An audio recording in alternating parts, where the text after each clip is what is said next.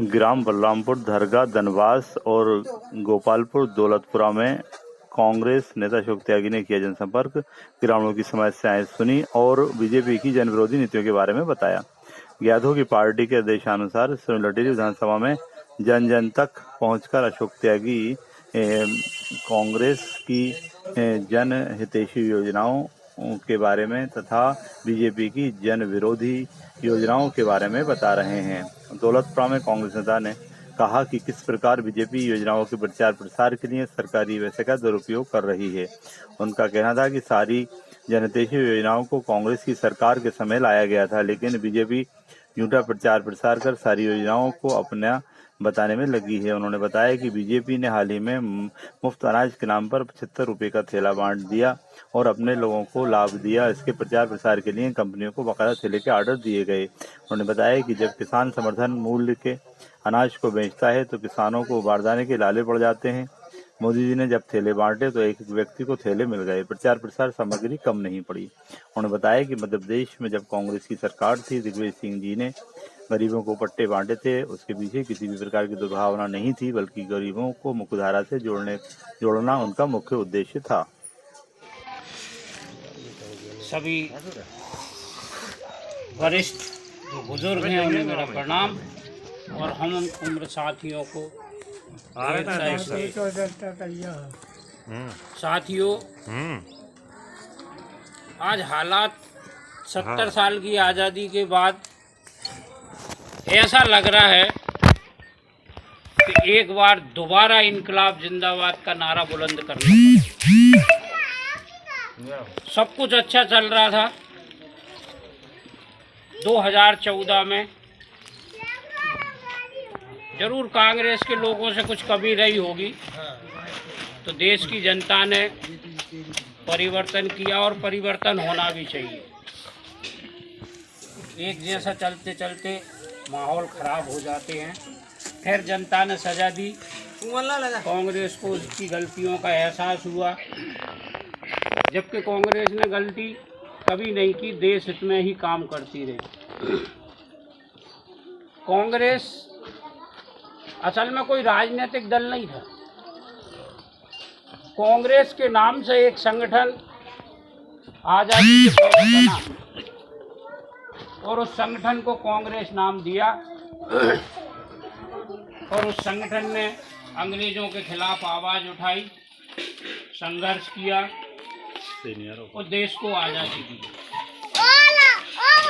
Congress party के रूप में तब बदली जब आज़ादी के बाद सरकार बनी, तो उस सरकार में बैठे लोगों को कांग्रेस पार्टी का कहा गया। पहले तो वो एक स्वयंसेवी संगठन था, लेकिन ज्यों का त्यों नाम उसको एक पार्टी का दे दिया, कांग्रेस। कांग्रेस के झंडे के नीचे राजनीति करने वाले जितने भी लोग हैं, वो अशोक त्यागी हो या राजा दिग्विजय सिंह हो या राहुल गांधी हो, इन सबका मकसद ये रहा है कि पूरे देश में सद्भाव, शांति, उन्नति और सबका विकास हो। कांग्रेस ने जब जब नीतियां बनाई, तब इस देश में रहने वाले हर नागरिक को उसका लाभ हो, ये सोच के बनाई।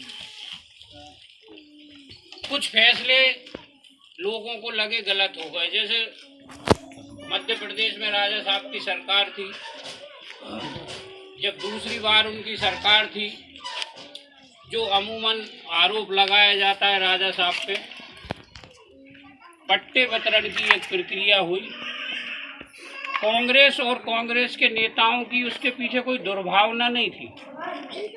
वो पटेल जमींदार जागीरदारों के खिलाफ कोई बात नहीं थी। कांग्रेस की और राजा साहब की सोच ये थी कि समाज का जो वंचित वर्ग है, जो पीछे रह गया है, जो छूट गया है, जो थोड़े विकास में आगे नहीं आ पाया, तो क्यों ना गांव में रहने वाले उन परिवारों को थोड़ी सी ज़मीन दे दी जाए। उन्हें ज़मीन तो वो दी गई थी जो राजस्व के नाम पर चढ़ी थी, किसी के अधिकार में नहीं थी। अब ये अलग बात है कि उन ज़मीनों पे कुछ सबके कब्जे थे।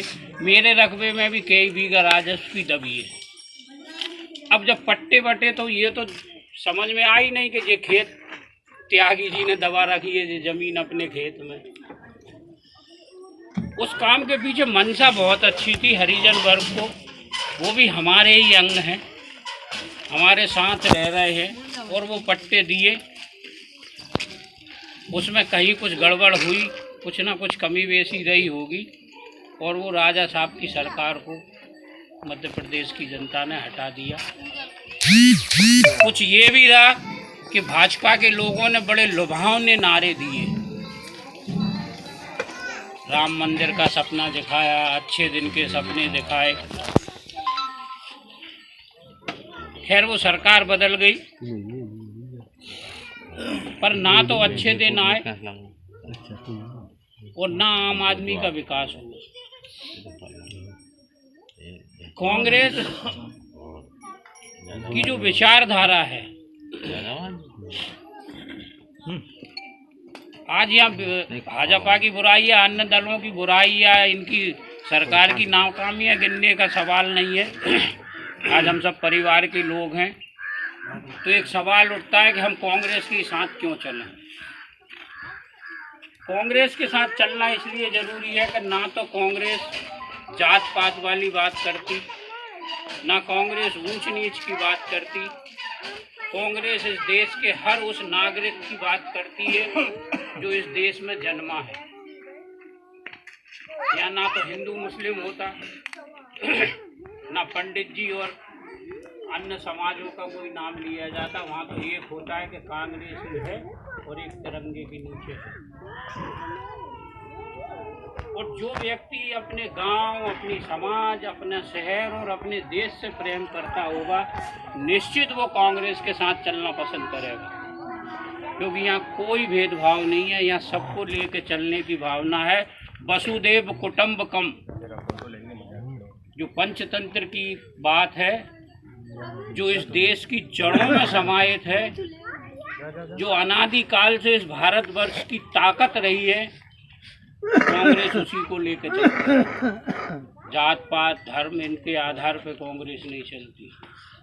और कांग्रेस की नीतियों पे आप गौर करेंगे तो पिछले 70 साल में बीच बीच में दूसरी सरकारें रही थी, लेकिन कांग्रेस की हर सरकार ने कोई ना कोई एक ऐसी योजना लेके आए थे जिससे समाज को सीधा लाभ मिला था। आज जितनी भी योजनाएं चल रही हैं आपकी, चाहे वृद्धावस्था पेंशन हो, चाहे विधवा पेंशन हो, बीपीएल की व्यवस्था हो, उचित मूल्य की जो दुकानें हैं उन पर सस्ते दामों पे खाद्यान्न वितरण, ये कांग्रेस की देन है। लेकिन पिछले कुछ समय से इस पूरी व्यवस्था में दीमक की तरह भाजपाइयों ने नुकसान कर दिया। ना तो बीपीएल ढंग से चल रहा, और बीपीएल परिवार कई हो गए ऐसा कर दंड से कट गए। हम कहाँ जाएंगे जो हमें मिला है। उसकी जो चूक है सरकार की तरफ से, उसको थोड़ी सी मेरी बात आप मुद्दा उठाना। चूक ये हुई है सरकार से कि सरकार ने विधवा पेंशन, ये साहब विधवा पेंशन देना चाहिए। विधवा पेंशन में चाहे वो बड़ा हो, ट्रैक्टर वाला हो, चाहे कोई हो, उनको विधवा पेंशन उन्होंने जारी कर दी। फिर एक ऊपर से एक नियम लागू कर दिया कि जहाँ विधवा पेंशन है वहाँ सबको पात्रता पर्ची में जोड़ा जाए, तो वो पूरे लोग विधवा पेंशन से आएंगे। विधवा का हम हमारे मेहता की जबरदस्ती मार रहे हैं, सरकार विधवा पेंशन से पर्ची आई। हाँ तो हम कौन मारे, बाप मारे बच्चों मारे, उसने नहीं बनाई, वो सरकार से लड़ो। तो उसमें नियम सरकार का बता रहे हैं जैसा ही। अपन सिर्फ एक लाइन पढ़ रहे हैं कि विधवा पेंशन। शासन की हर योजना में 3-4 चीज बहुत कॉमन है। आपकी वार्षिक आय क्या है, आपके वारिस हैं कि नहीं, अगर कोई विधवा है और उसके बच्चे इस योग्य नहीं है कि भरण पोषण करवा सकें, उसके बच्चे नहीं है, उसका परिवार, और फिर जो 30 तारीख को बंटना चाहिए थी उसे गोल करेंगे 1 महीने का, और फिर अगले चक्र में चला देंगे। साल में 3 महीने का गोलमाल तो ये हो रहा है। और 35 किलो से घट के अब तो 7 किलो पे आ गए। तो इस योजना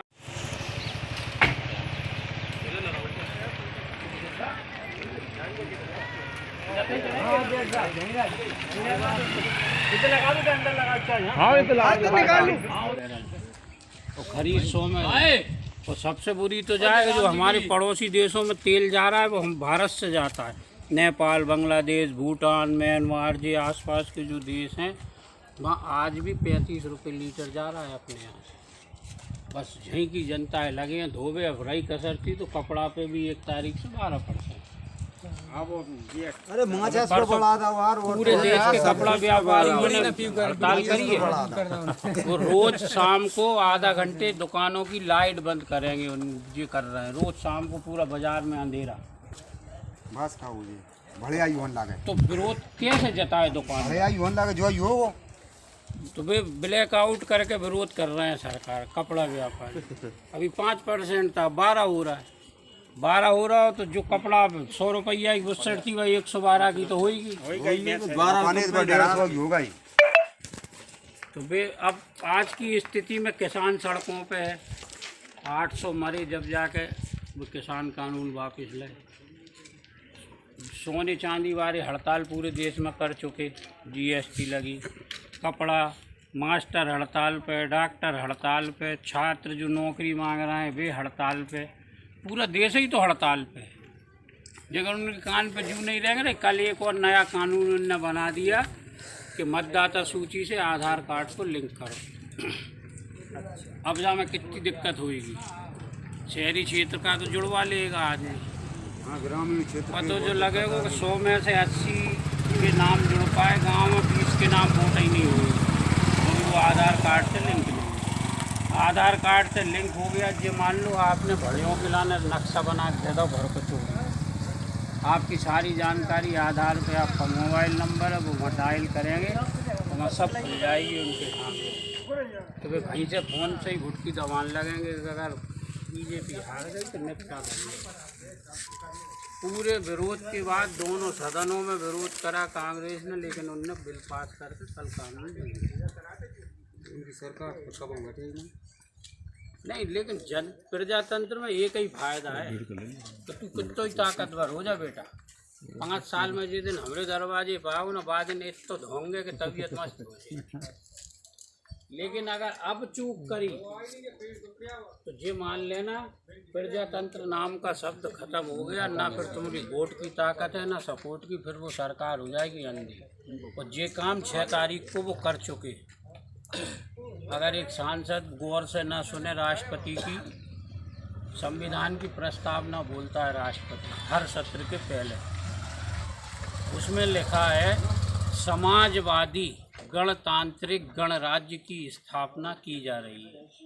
उसमें से समाजवादी शब्द 6 तारीख को जो सत्र शुरू हुआ उसमें राष्ट्रपति के अभिभाषण में ये शब्द नहीं था।